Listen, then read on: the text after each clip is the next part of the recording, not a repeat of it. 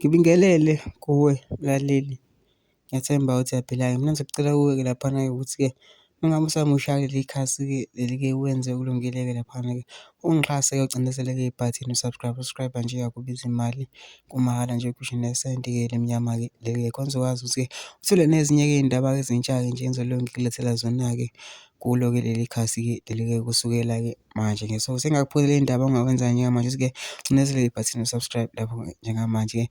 Udaba engilethele lona namhlanje lithi ngeke-ke ukholwe-ke laphana-ke we-Action SA-ke veza-ke iy'mfihlo-ke ngeqembu-ke laphana-ke i-DA ukuthi-ke yini-ke imbangela or yini-ke abafunayo ukuyenza okusemqoka nje ukukwenza-ke laphana njengoba bengene-ke kuhulumeni-ke ubambiswane-ke. Lo muntu-ke we-Action SA-ke u-Mr Mngcobo uveza-ke okukhulu-ke laphana-ke ngamaqembu-ke azovinjwa-ke laphana-ke wawasho-ke lamaqembu. Kodwa ngifuna ukuthi wezwa ngami-ke mina-ke phela nje into enza nje ngizodlala-ke ividiyo-ke uzwele wena-ke. Sengicela laphana uzwele le vidiyo lena, ungene ama-comment section-ke ufushe umbono wakho ngalo-ke lolu daba-ke lolu-ke ukuthi wena ucabanga kanjani-ke.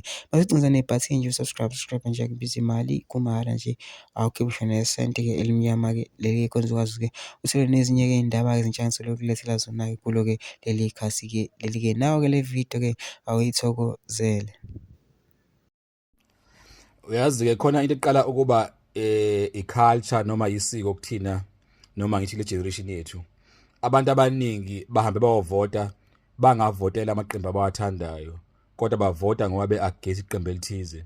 So bebengavoti for iqembu elithize, bebevota against iqembu elithize. That's something engicabanga ukuthi yenzeka kakhulu kulama election. Kodwa futhi sibona sikhanda uhulumeni obizwa nge-GNU.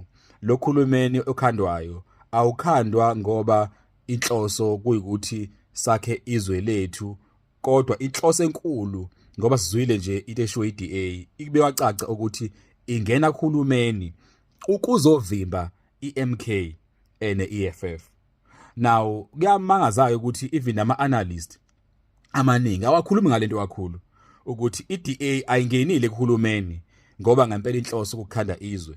Bayishila inhloso yabokuqala, inhloso enkulu ehamba phambili kubona ukuzovimba abantu abathize. So they are against abantu abathize, not for the country. Yingakho bengene kuhulumeni.